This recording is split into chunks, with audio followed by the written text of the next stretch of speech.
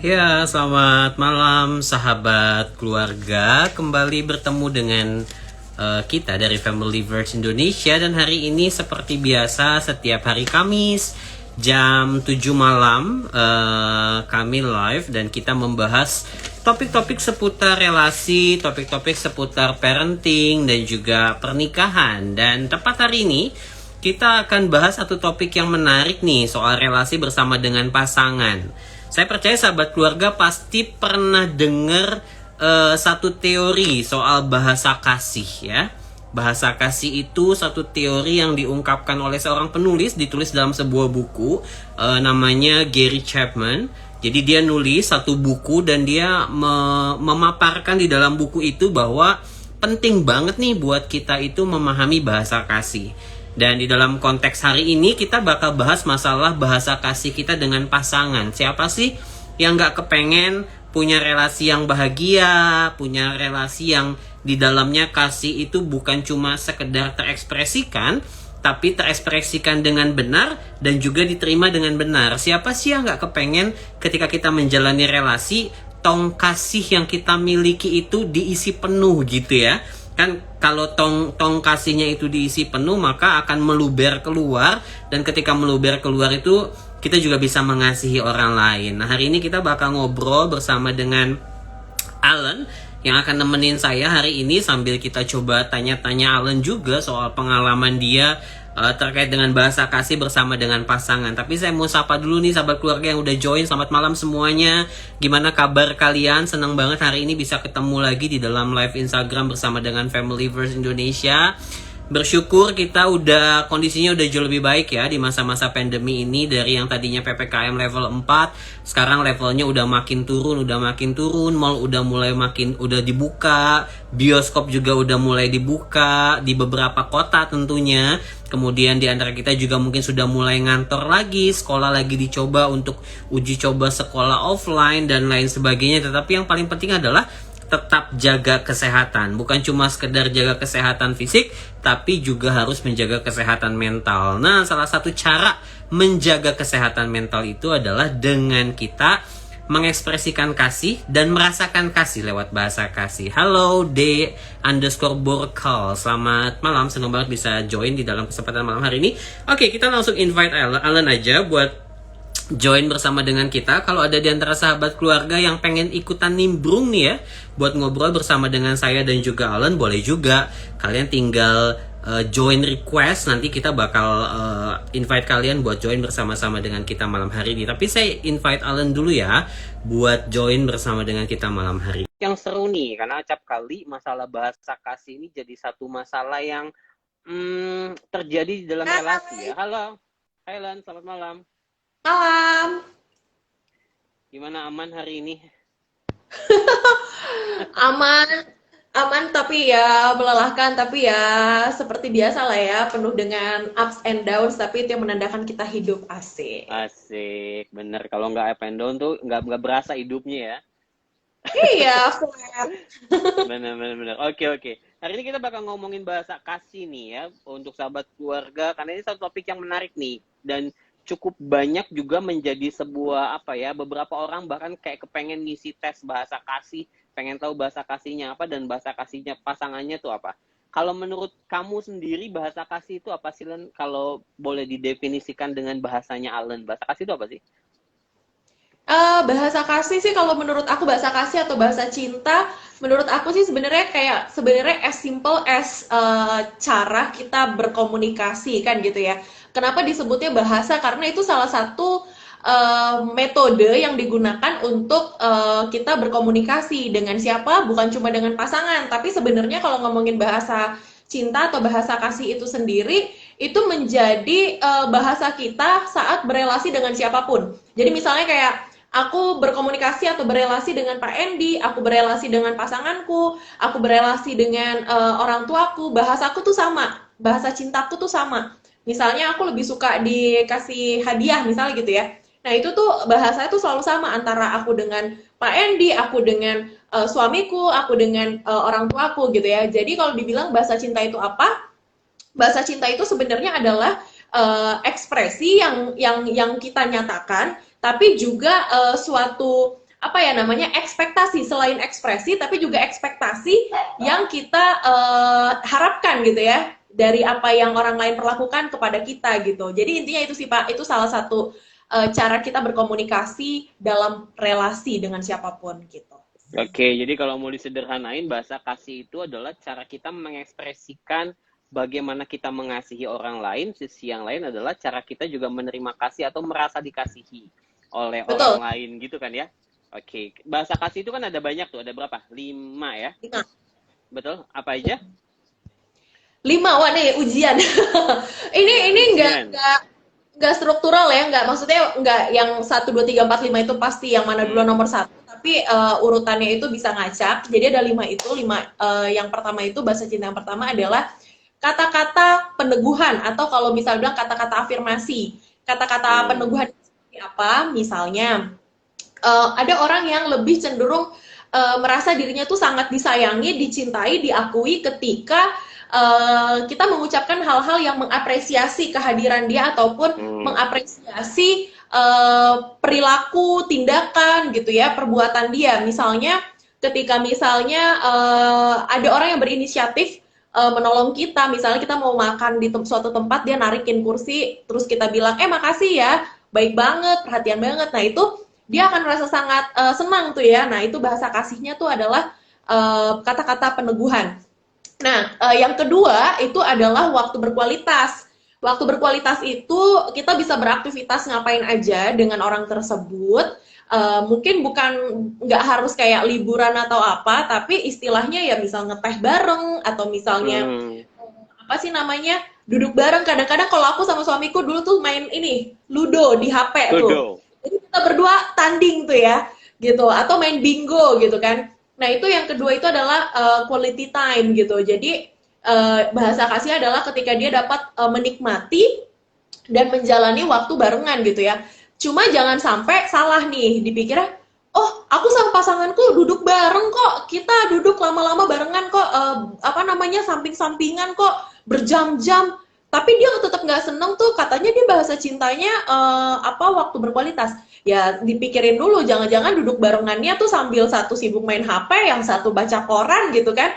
Jadi kalau waktu berkualitas tuh bener-bener melakukan kegiatan yang sama-sama bareng gitu ya, bukan masing-masing. Kemudian yang ketiga itu bahasa cintanya itu adalah physical touch, physical touch. Jadi kayak sentuhan fisik, misalnya rangkulan, kemudian gandengan tangan, atau misalnya kayak mau nyebrang di apa tuh namanya, digandeng gitu ya, diseberangin gitu ya. Atau kayak, kalau aku paling seneng dulu ya di puk-puk gitu loh kepala, kayaknya tuh mesra banget gitu. Nah itu bahasa kasih yang ketiga tuh ya, sentuhan. Kemudian yang keempat ini adalah yang sering banget orang tuh salah disangkanya, setiap orang tuh bahasa kasihnya tuh ini, yaitu pemberian hadiah ya. Jadi bahasa kasih yang keempat adalah hadiah atau pemberian. Pemberian itu dalam arti kayak ada hadiah yang bentuknya misalnya apa ya, benda-benda tertentu. Tapi ada juga hadiah misalnya apa ya, surprise kayak gitu-gitu loh. Jadi bentuknya tuh pemberian, hadiah gitu. Dan yang kelima itu adalah tindakan melayani. Tindakan melayani itu dalam arti kayak, kamu kayaknya kelihatan capek deh, yuk aku pijitin yuk. Atau kayak, kalau misalnya aku sama suami aku tuh, karena aku ada masalah sakit syaraf, terus dia kayak sering bantu apa namanya, fisioterapi di rumah gitu ya, itu juga tindakan melayani. Atau kayak, kamu istirahat aja deh, kayak kamu capek banget, biar aku aja yang nyuci piring gitu. Atau misalnya kayak hal-hal lain lah yang sifatnya tuh inisiatif untuk mengurangi beban gitu, melayani. Nah itu adalah bahasa kasih yang kelima gitu. Tapi Pak Endi, aku mau garis bawahi gini, dari 5 bahasa kasih atau 5 bahasa cinta tadi gitu ya, bukan berarti setiap orang cuma punya satu bahasa gitu. Tapi sebenarnya setiap orang itu punya memiliki 5 bahasa tadi tuh ya. Tapi masing-masing memiliki bahasa yang dominannya tuh berbeda-beda. Misalnya Pak Endi 5 bahasa ini punya, tapi Pak Endi misalnya punya yang dominannya itu waktu berkualitas gitu kan. Kalau aku misalnya yang dominannya itu misalnya pemberian gitu ya. Jadi kayak setiap orang punya 5 bahasa ini, tapi yang dominannya yang berbeda. Seperti itu Pak Endi. Iya, jadi dengan kata lain memang kelima bahasa ini kan memang cara mengekspresikan kasih ya. Dan ketika kita dikasihi dengan cara seperti itu, kita tahu bahwa kita dikasihi. Tapi mungkin ada bahasa kasih tertentu yang membuat tong kasih kita itu terisinya lebih cepat penuh tuh. Karena memang Betul. itu yang membuat kita merasa bahwa kita dikasih, dan biasanya memang itu cara yang sama tuh yang kita gunakan untuk kita mengekspresikan kasih kepada orang lain. Jadi biasanya kalau kita suka suka dapat hadiah, biasanya kita akan menjadi orang yang cenderung cepat berpikir kalau kita mau mengekspresikan kasih adalah kasih hadiah buat orang lain gitu ya. Gitu. Dan Betul. itu menjadi sesuatu hal yang bisa terjadi ketika seseorang mencoba memahami bahasa kasihnya. Salah satunya adalah dengan coba lihat aja apa yang kamu biasanya lakukan untuk mengekspresikan kasih kamu kepada orang lain. Ini ada yang menyapa Betul. kamu ya, dan kamu sudah menjawabnya. Oke. Oke. Nah, kalau sahabat keluarga nih yang udah join malam hari ini, menurut kalian bahasa kasihnya apa sih? Di antara kelima tadi tuh ada kata pujian, waktu berkualitas, hadiah, pelayanan, dan juga sentuhan tuh. Boleh juga tuh ya sambil dilihat-lihat bahasa kasih saya apa dan bahasa kasih pasangan saya apa, supaya relasinya nih makin hangat, relasinya makin intim satu dengan yang lain. Nah kan bahasa kasih itu berbeda-beda, betul ya Len ya? Itu Betul. berbeda-beda kan. Nah, boleh share dong kalau kamu sama pasangan kamu nih, kalau si Mamas itu bahasa kasihnya apa, terus kamu itu apa, dan gimana cara kamu tahu tuh bahwa bahasa kasihnya pasanganmu adalah itu? Iya. Kalau aku sama Mas Yo tuh eh, kutub yang ujung sama ujung beda banget. Hmm, hmm, hmm, hmm, Jadi hmm. kalau misalnya aku tuh bahasa kasih aku tuh bahasa cintaku itu yang dua yang paling dominan itu sebenarnya adalah pemberian sama quality time ya, pemberian sama waktu berkualitas. Sementara kalau Mas Yo tuh lebih kayak apa namanya tindakan melayani sama kata-kata afirmatif gitu ya, kata-kata peneguhan Hmm. gitu. Yang akhirnya kadang-kadang suka nggak nyambung tuh ya, maksudnya kayak apa ya namanya, misalnya nih, karena aku bahasa yang paling dominan itu adalah pemberian, jadi aku senang menerima hadiah, tapi aku juga senang memberi hadiah kan gitu. Jadi kan bahasa cinta itu adalah yang tadi aku bilang ekspresi, tapi juga ekspektasi gitu kan, ini dua hal nih Betul. sama-sama, depannya belakangnya si. Nah, aku mengekspresikan dengan cara aku apa namanya berbahasa dengan bahasa kasih aku yaitu pemberian gitu. Tapi aku juga berharap orang lain akan memberikan hal itu gitu kan, ekspektasi baliknya gitu. Nah, sehingga ketika aku melakukan hal itu ya, aku nih tanggal 27 Masnya ulang tahun. Dia udah ngomong dari kemarin, gak usah ngasih hadiah ya gitu. Udah diwanti-wanti ya. Udah wanti-wanti. Karena aku tuh seneng gitu kan, ngasih hadiah tuh seneng banget. Terus apa namanya? Kalau Masnya tuh sebenarnya lebih kayak ya udah kita ini aja apa namanya lakukan aktivitas bareng atau kayak misalnya nih Len ini dong krokin dong atau apa gitu pijetin dong itu dia berbahasa kasihnya juga dengan mengekspresikan dan memberitahukan itu kan ekspektasinya dia apa gitu. Kalau aku ngeliatnya gitu, jadi bahasa kasih atau bahasa cinta tersebut bisa dilihat itu dari cara orang tersebut atau pasangan kita menyatakannya gitu ya, menyatakan dalam ucapan atau juga dalam tindakan gitu. Tapi Hmm. juga kalau misalnya mau ngomongin teori-teori nih ya, ini Masnya tiba-tiba langsung join tuh barusan, kayaknya dia denger dari depan. Oke, oke, oke. Jadi kayak kalau misalnya teori-teori sebenarnya sahabat keluarga gampang banget kalau mau tahu apa sih bahasa kasih kamu atau apa sih bahasa kasih pasanganmu itu di online-online tuh ada tuh ya semacam Hmm. online assessment gitu. Jadi ada kayak kuesioner terus bisa jawab tuh. Tapi kalau misalnya males gitu ya ngelihat ngelihat kuesioner online ya sebenarnya secara gampang kita lihat nih apa sih yang sebenarnya kita senengin dari lima tadi tuh kata-kata peneguhan dari waktu berkualitas sentuhan fisik pemberian sama tindakan melayani apa sih yang paling membuat kita paling bahagia dan bisa dilihat juga dari pasangan kita apa sih yang paling bikin dia bahagia banget dan memang akhirnya jadi sering trial and error sih PND apalagi pas lagi awal-awal nikah gitu ya jangan kan awal-awal nikah pas Hmm. lagi awal gitu masih Betul. keder gitu kan mikirnya kayak eh Mas, emang siapa sih di dunia ini yang nggak suka dikasih hadiah gitu pikiranku kan Hmm. ternyata nggak. Hmm. Jadi trial and error dalam arti ya kita coba memberikan atau melakukan sesuatu dari lima bahasa itu, terus dilihat reaksinya apa yang paling membuat dia itu benar-benar bahagia gitu. Itu sih cara paling simple dan sederhana supaya nggak perlu ribet sampai assessment dan lain-lain gitu Pak Endi. Benar-benar setuju banget kalau orang yang biasanya bahasa kasihnya hadiah tuh adalah ketika dia diberikan sesuatu yang bahkan kecil aja dia bisa simpen gitu kan.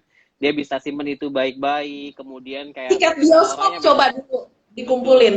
dikumpulin kan. Nah, betul. Kalau yang suka ya hadiah tuh biasanya kayak begitu. Kalau yang pelukan tuh dia akan biasanya gini ketika dia lagi di masa-masa dia mungkin lagi sedih atau apa, ya dia akan merasa cukup tenang ketika dipeluk dan lain biasanya ngelendot. Nah, kalau yang suka ngelendot tuh bahasa kasihnya adalah Fisik. sentuhan gitu ya, sentuhan fisik dan lain sebagainya. Jadi memang bener yang seperti Alan bilang tadi, lihat aja ekspresinya waktu dikasih itu dia seneng apa enggak.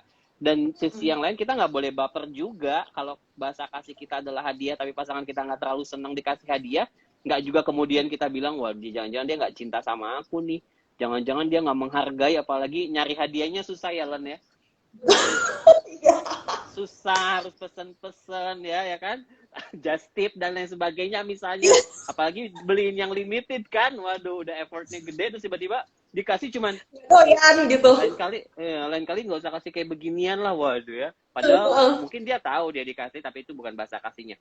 Tapi kalau pasangan kita nggak ekspresif nih Len, gimana Len? Ini kadang penyakitnya bapak-bapak nih ya, kalau para pria nih ya, kan cenderung Iya. kayak nggak mengekspresikan kasihnya. Kalau si apa si Mamas itu dia oke lah, dia ngomong, aku nggak terlalu suka, mendingan begini-begini aja misalnya, ya nggak? Tapi kan nggak semua cowok kayak begitu, ya nggak? Dulu awal-awal pun aku juga kayak begitu, nggak terlalu pengen nunjukin bahasa kasihku ini nih, bahasa kasihku itu gitu kan.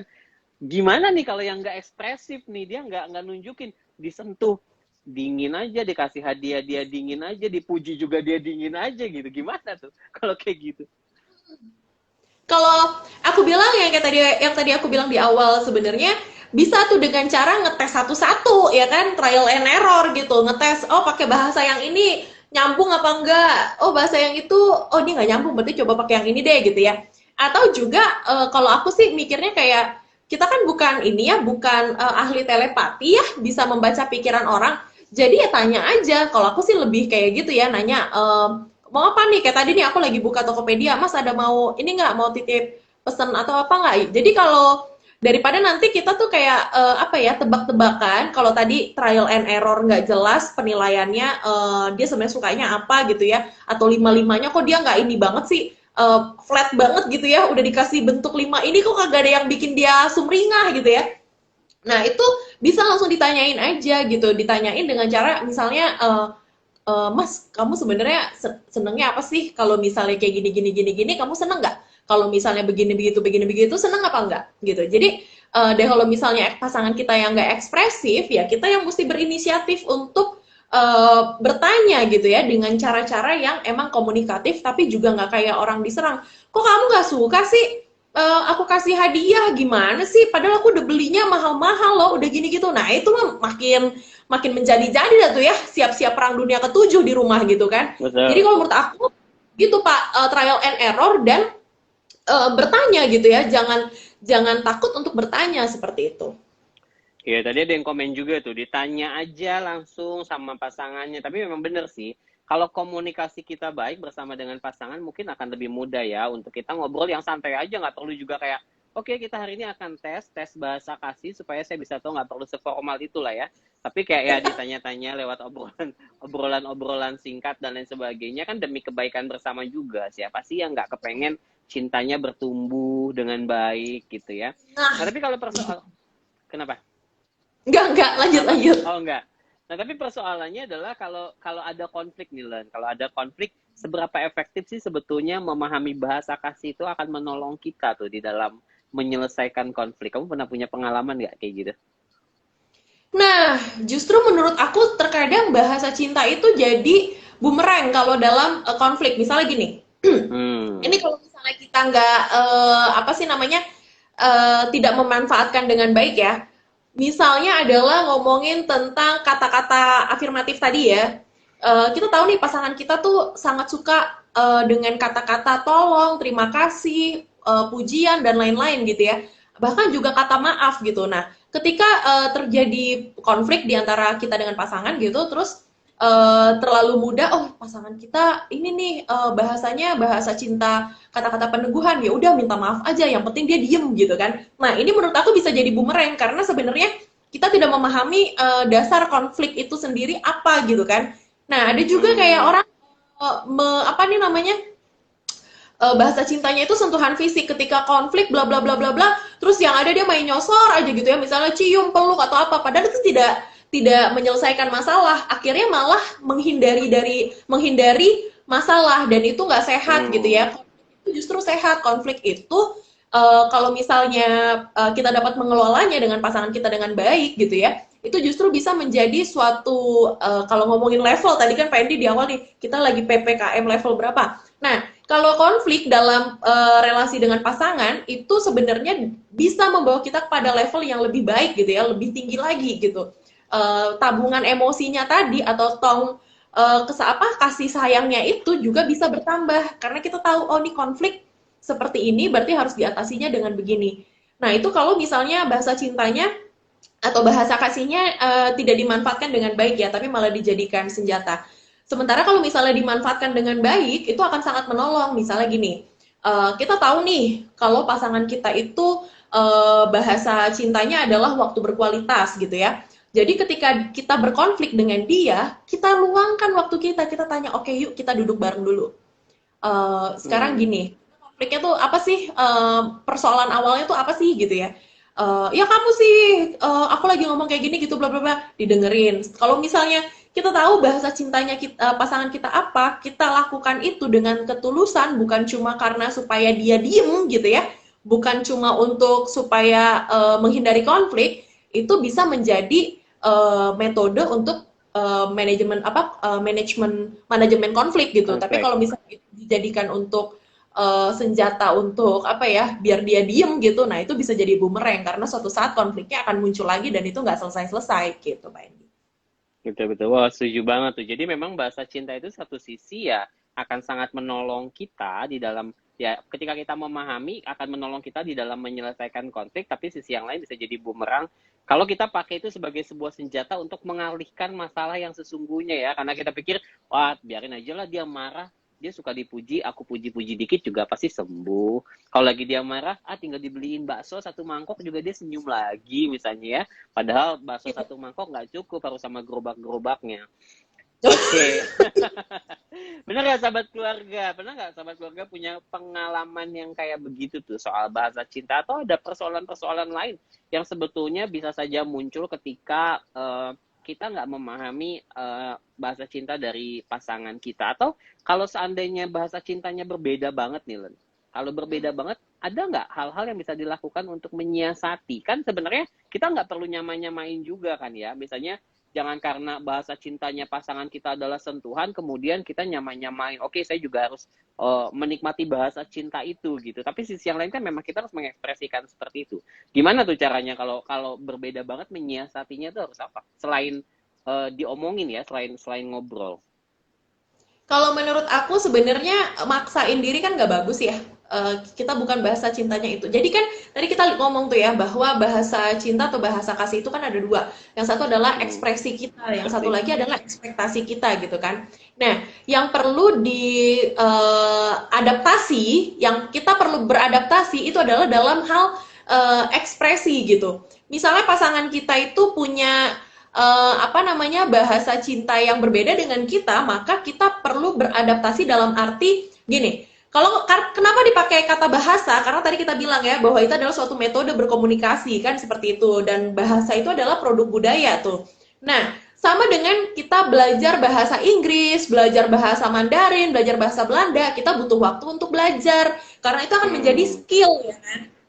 Sama dengan bahasa cinta atau bahasa kasih. Ini adalah skill yang harus dimiliki oleh setiap orang ketika dia berkomitmen untuk berelasi gitu kan. Nah, karena itu, maka kita perlu belajar. Belajarnya itu bukan untuk mengubah diri kita supaya bahasa kasih kita itu menjadi sama dengan pasangan kita, tapi bagaimana diri kita beradaptasi untuk mengekspresikan bahasa cinta sesuai dengan ekspektasi pasangan kita. Oh, nih Pak Endi ekspektasinya Hmm. itu berkualitas, maka ekspresi saya harus berusaha beradaptasi supaya memberikan waktu berkualitas gitu kan. Mungkin awalnya bakalan apa tuh canggung, awkward atau apa ya karena tidak terbiasa menggunakan bahasa itu. Tapi lagi-lagi kita perlu mengingat ketika kita berelasi dengan seseorang, terutama ketika kita berkomitmen untuk berpasangan, maka ada pengorbanan. Salah satu pengorbanannya adalah effort, yaitu berupaya untuk beradaptasi dalam apa nih namanya berekspresi gitu ya, mengekspresikan bahasa tersebut. Seperti itu sih Pak Endi. Iya, setuju banget. Dan memang ya mau nggak mau harus seperti itu ya. Jangan sampai kemudian cara kita mengasihi itu jadi kayak palsu, ya nggak? Pura-pura pura-pura mengekspresikan padahal kita nggak nyaman. Tadi catatan penting yang Alan bilang adalah ya semuanya proses. Memang kudu belajar, apalagi bahasa kasih tertentu ya. Misalnya sentuhan nih. Kan ada tipe orang yang bukan hanya sekedar bahasa kasihnya bukan sentuhan, tapi dia tidak dibesarkan di tengah-tengah keluarga yang memang sangat terbiasa misalnya memeluk dan lain sebagainya. Suaraku kurang kenceng ya, masih kedengeran sih Len? Aku sih kedengeran kayak ini HP-nya Masio kayaknya yang error. Oh Aku oke denger. oke oke. Nggak tahu deh kalau sahabat keluarga pada denger nggak ya? Kedengeran nggak sih suaraku? Mudah-mudahan. Oke. Jadi memang ada beberapa bahasa kasih itu yang kayak rada susah gitu kan. Maksudnya untuk mempelajarinya tuh susah. Misalnya sentuhan, dia nggak biasa tuh dibesarkan di keluarga yang memang biasa memeluk dan lain sebagainya gitu kan. Atau yang lain lagi misalnya waktu berkualitas misalnya. Bener nggak? Waktu berkualitas. Kesannya tuh kan jadi kayak, aduh kamu maksa banget sih harus selalu kemana-mana ditemenin. Mandiri dong jadi orang. Padahal pasangannya kan menikmati itu sebagai satu ekspresi kasih yang dibutuhkan. Jadi memang benar yang tadi Allen bilang tuh. Kudu belajar, dan satu kata penting itu adalah pengorbanan. Pengorbanan itu penting banget. Kalau kita sayang sama orang, pasti kita akan mengusahakan itu dan nggak akan kepaksa, bener nggak? Walaupun nggak biasa memeluk, nggak biasa memberikan sentuhan dan lain sebagainya, tapi karena kita mengasihi dia, kayak akan automatically kita akan melakukan hal itu buat orang yang terkasih, walaupun mungkin itu bukan bahasa kasihnya kita. Waduh, ini rame banget nih komentarnya. Clear kedengeran katanya. Gini aja pada rame. Coba dong sharing, kira-kira kalian bahasa kasihnya apa? Atau bahasa kasih dari pasangan kalian apa? Ayo, ada yang tahu apa enggak? Jangan-jangan pada nggak peduli nih. Jangan nggak tahu nih ya, waduh. Atau ada yang mau ikut live bersama kita malam hari ini, boleh juga. Ayo ikutan live bersama dengan kami, jarang-jarang loh. Siapa tahu ada yang mau sharing-sharing atau yang punya pertanyaan juga boleh soal bahasa cinta atau bahasa kasih. Ada yang lucu ya Pak Endi? Tunggu nih, siapa tahu sahabat keluarga nanti ada yang mau sharing. Kan tadi kita bilang ya bahwa setiap orang tuh bahasa kasihnya tuh lima-limanya mungkin ada, tapi yang mana yang dominan gitu kan. Nah, Masya tuh salah satu yang dominan itu juga bahasa kasih itu sentuhan. Sementara sentuhan tuh bagi aku bukan bahasa kasih yang dominan buat aku. Jadi awal-awal nikah tuh aku masih kaget-kaget gitu ya, kayak lagi nyuci piring terus tiba-tiba misalnya dari belakang gitu kan dia meluk atau apa, aku kaget tuh yang sampai kayak gitu kan. Bahkan kita jalan bareng yang gelendotan gitu aja tuh jarang banget gitu. Maksudnya ada proses, ada effort, ada apa ya namanya? Ada upaya tuh gimana supaya misalnya kita bisa beradaptasi gitu ya. Jadi kadang-kadang juga kayak tapi di satu sisi yang lucu Masnya tuh orangnya gelian. Apa sih kayak dipegang di sini geli, dipegang di sini geli gitu kan. Jadi pas lagi dia berusaha kayak menyentuh aku terus akunya kaget, bukan geli, tapi begitu aku nyentuh dia terus dia kayak kegelian gitu. Jadi lucu banget sih intinya kayak Oke. Kebayang sih. Satu saya sisi coba dia komen masih suka menyentuh orang, tapi dia disentuh sendiri dia tergeli-geli ya. Iya. Tapi itu memang kocak. Tapi dia cukup ekspresif berarti kan ya, dia mengekspresikan bahasa kasihnya cukup terbuka. Jadi buat Alun sendiri mungkin nggak akan terlalu kesulitan tuh buat memahami bahasa kasihnya. Ini ada sahabat keluarga yang bilang minta dong link untuk bahasa kasih yang Indonesia. Mungkin tes bahasa Indonesianya kali ya. Bahasa Indonesianya ada nggak ya? Ke Instagram kali ya, DM ke Instagram boleh, nanti kita coba bantuin cari. Harusnya ada sih tes bahasa kasih. Jadi tes bahasa kasih itu sahabat keluarga bukan cuma antar pasangan, tapi juga ada yang orang tua ke anak gitu. Tapi memang lebih ke penggunaan kalimatnya yang berbeda gitu. Biasanya sih kayak begitu. Tapi Aku pernah pakai bahasa kasih ini waktu aku isi seminar untuk anak-anak SMP gitu. Jadi kayak tadi aku bilang, tadi siapa yang bertanya minta itu Tirza Alvina. Jadi Iya. sebenarnya bahasa kasih atau bahasa cinta itu yang kayak tadi aku bilang bukan cuma antara kita dengan pasangan kita, tapi antara kita dengan siapapun di mana kita berelasi. Jadi artinya dengan teman di kelas atau teman kantor atau orang tua atau bahkan juga anak kita. Nah, jadi ini kalau mau dites memang nanti tesnya harus beda-beda tuh. Ini tesnya buat siapa nih? Buat kita sendiri atau buat murid kita atau buat anak kita karena tentu apa namanya kalimat-kalimat di kuesionernya itu bakalan berbeda-beda juga gitu, menyesuaikan dengan usia juga gitu. Oke, ini ada pertanyaan nih dari Kristiana Dewanti. Kalau bahasa kasih cowok itu service, pelayanan, contohnya apa saja, Kak? Gimana sih mengekspresikannya? Nah, silakan. Nah ini harusnya Masio yang jawab. Masio sini.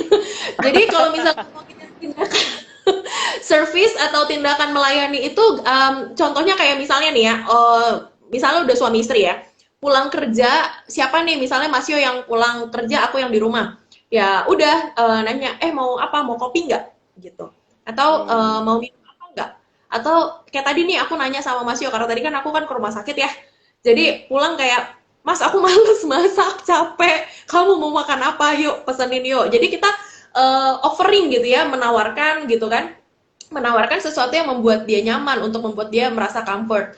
Atau dalam bentuk tindakan, tindakannya itu misalnya apa nih, oh dia capek nih, yuk sini tasnya yuk dibawain yuk ke dalam gitu, dari luar kantor ke dalam. Atau kadang-kadang misalnya kalau Masio sih cukup ekspresif ya, dia kayak ngomong, aku ini nih kayaknya nggak enak nih masuk angin, itu dong apa kerokin dong gitu ya, kerokin gitu kan. Atau kayak misalnya kita kalau misal inisiatif ya, Mas kok kamu sendawa terus? Kenapa? Lagi masuk angin? Mau dimasakin air hangat nggak buat mandi gitu? Jadi memang hal-hal yang bentuknya itu tindakan untuk membuat dia nyaman gitu ya. Tindakan ya, bukan apa ya nyebutnya, bukan sekadar sentuhan gimana. Kerokan tuh juga sentuhan sih, tapi kan apa namanya intensinya awalnya adalah untuk melayani. Jadi hal-hal seperti itu. Atau misalnya kalau ngomongin melayani, pagi-pagi nih Masnya tuh juga melakukan tindakan melayani ya Kak aku, kayak dia tahu kan aku kesulitan tuh kalau tiap baru bangun dari tempat tidur itu pinggangku kan sakit banget. Jadi dia nggak yang berburu, nggak ngeburu-buru banget gitu, kayak ya udah pelan-pelan duduk ini segala macam biar dia yang masakin air duluan atau apa gitu. Jadi lebih ke tindakan-tindakannya gitu. Jadi sebenarnya kalau dibilang buat cewek atau cowok sama aja sih. Apakah tindakan kita itu membuat dia merasa dilayani dengan baik atau tidak gitu. Itu sih Pak Endi. Betul. Kalau dari cowok ke cewek ya mungkin sesekali bisa bantu pekerjaan rumah. Ketika ceweknya lagi ribet, itu pun juga adalah ekspresi dari tindakan kasih yang melayani. Tapi memang catatan pentingnya adalah jangan sampai kemudian karena kita pengen mengekspresikan kasih dengan melayani, segala sesuatu tuh kita take over. Udah aku aja, udah kamu diam aja. Itu justru malah jadi bumerang ya. Iya, justru dia Betul. kayak merasa bahwa dirinya jadi merasa ngapain gua ada di sini gitu kan. Jadi Iya, memang jadi merasa nggak harus ada berguna, tidak waktunya, dilibatkan. betul. Jadi ekspresi kasih itu tetap harus ada timingnya sih, nggak bisa juga setiap waktu memeluk misalnya kan nggak mungkin juga sepanjang hari pelukan ya kan.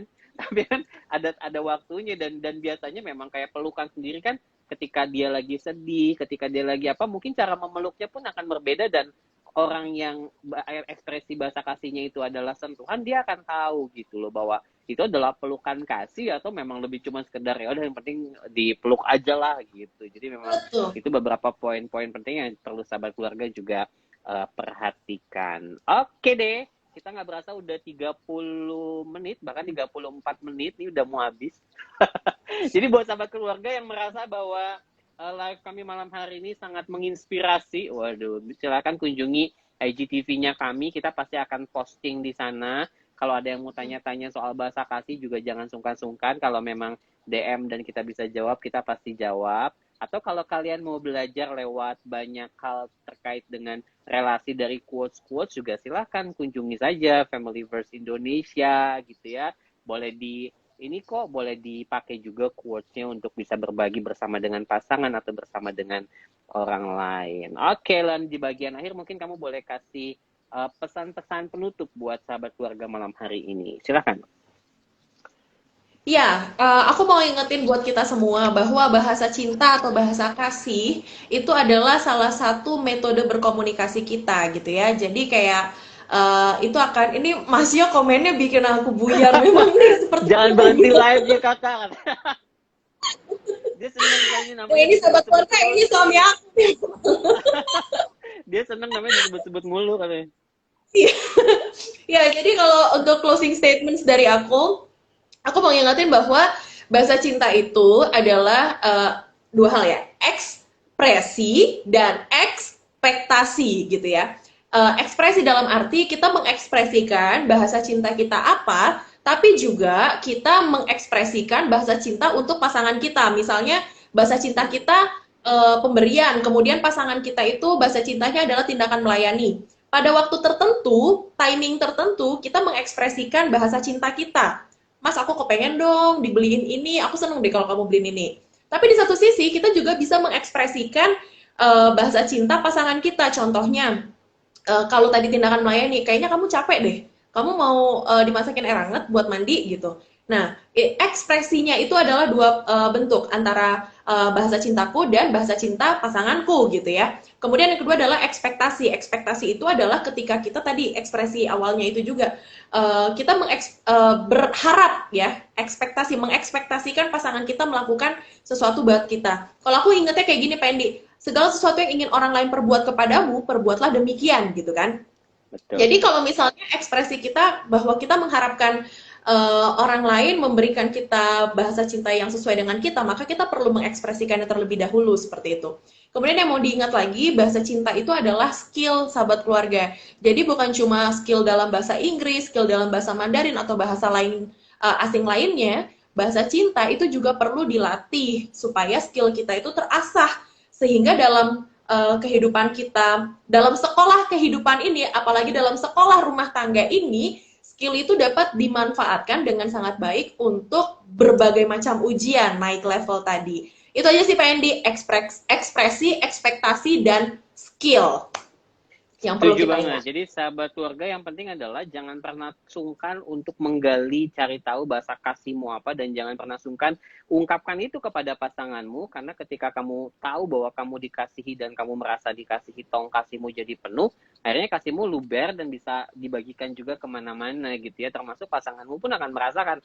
Karena kalau tong kasihnya kosong, waduh, yang ada malah jadi tiap-tiap hari uring-uringan dan lain sebagainya. Jadi jangan.